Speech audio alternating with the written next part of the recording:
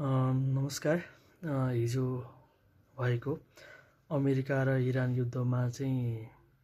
आक्रमण गर्दाखेरि अमेरिकाको क्याम्पमा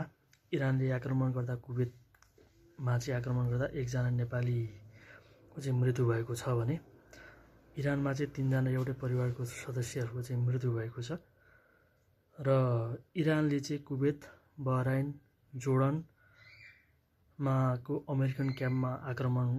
गरेको छ, ठुलो आक्रमण गरेको छ। जोर्डनमा भएको अमेरिकन क्याम्पमा आक्रमण गर्दाखेरि चाहिँ F-35 लडाकु विमान चाहिँ 3वटा ध्वस्त भएको छ भनेर चाहिँ इरानको IRGCले दाबी गरेको छ भने अमेरिकनको कुनै पनि क्याम्पले चाहिँ अमेरिकन सेनाले चाहिँ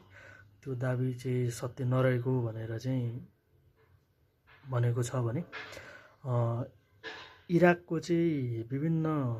ठाउँमा इरान समर्थित लडाकुहरूलाई चाहिँ कुवेत र अमेरिकन सेनाले चाहिँ आक्रमण गरिरहेको र त्यहाँ ठुलो ठुलो आवाजहरू आइरहेको भन्ने चाहिँ जानकारी रहेको छ।